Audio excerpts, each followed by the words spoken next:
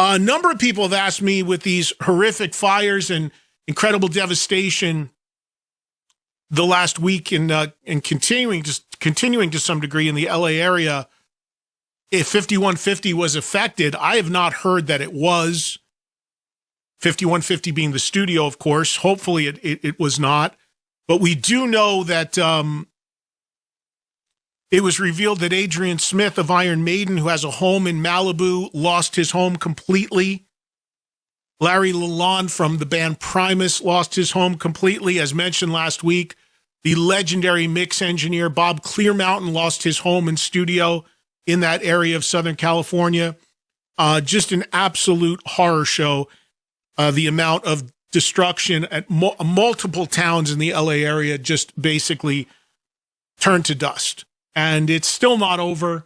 They are still battling. They're predicting winds to kick up there today, which is going to create some problems. Let's hope and pray it does not escalate and they continue to make progress here with this thing. But the devastation, I just saw a figure estimated at nearly $200 billion with a B, billion dollars to resurrect that area to some degree. And of course, there is insurance issues and just a myriad of problems, sick people looting. There's a new DA in LA, thank God. And he's been on TV saying, no more fun and games in LA. You loot, you steal, you go to jail. Thank God. What a concept. Law and order. But you got to feel for everybody, whether it's somebody famous or wealthy or somebody not, whatever, it doesn't matter. You got to feel for everybody and what's going on there. It's truly incredible. And again, I'm scheduled to be there for a while, starting on Sunday, actually. And, you know, the area I'm in was not affected in the area I stay in, but still, it's affected everybody. And just the trauma of it, the emotional aspect of it. Just imagine. I mean, I know I've hundreds of friends there. I mean, just smelling the smoke, you know, just even if you weren't affected, the smoke and the ash in the air, it's just horrific. Absolutely horrific. Which leads me to one last note about this topic.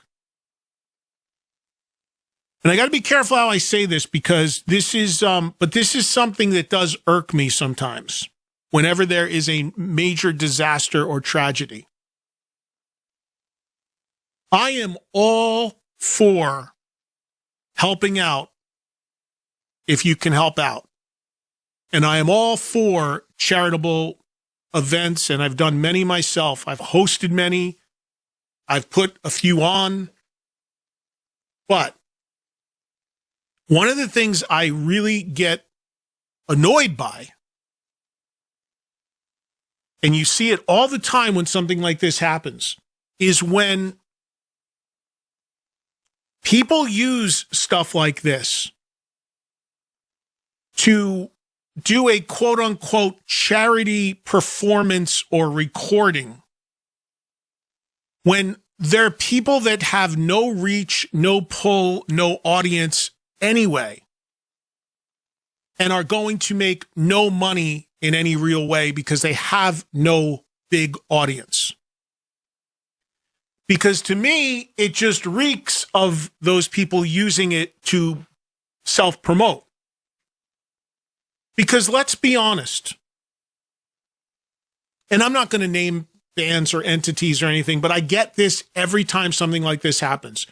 You'll get a recording from some band that has a minimal draw, minimal sales and awareness, or even none, like an unknown band.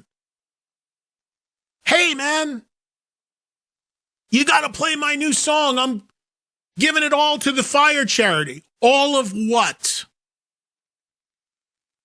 The 3 cents that this will generate? You got to have some self-awareness. And I see a lot of it. I see a lot of scrambling to try to, at extraordinarily low levels. I'm not even talking about a club level show. You can do a club level show. You can give all the money to the charity of your choice. Great. But I'm talking like even below that. and getting hit up. Hey, you got to get involved in this. You got to help me push this. Well, okay, well, what is it for? Where's it going? What's it going to generate? What's the end game? Well, I don't know. We'll figure it out. We'll just give it to the people at the fire. Okay.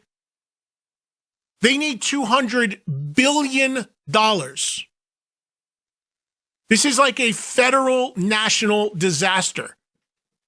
What is your band that draws 3 people at the whiskey going to actually do to move that needle? Beyond use it to try to guilt people or as a self-promotion tool, which is at the end of the day, if anybody's being real, what it is.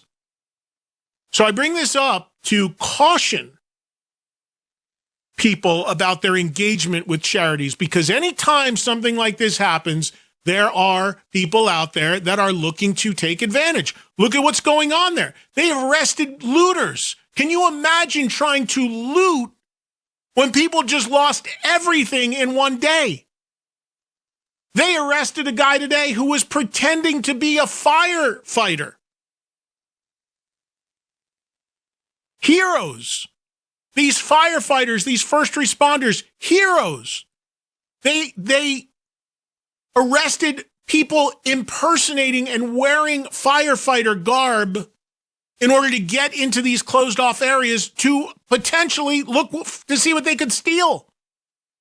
Fucked beyond words. So when it comes to stuff like this, that's where you got to watch out online with charitable stuff. Is it real? Is it really going to something that's going to help? Is it really something that's going to move the needle? Hey, buy my band t-shirt. Well, I don't know who your band is.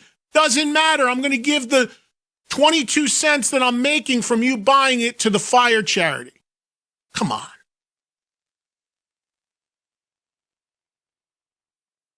So I am all for charitable stuff that makes sense, has a focus, has a reason, has a specific place it's going, and that will make a difference. But this thing at this level, when you're talking about hundreds of billions of dollars, this isn't like a building went down. This isn't like a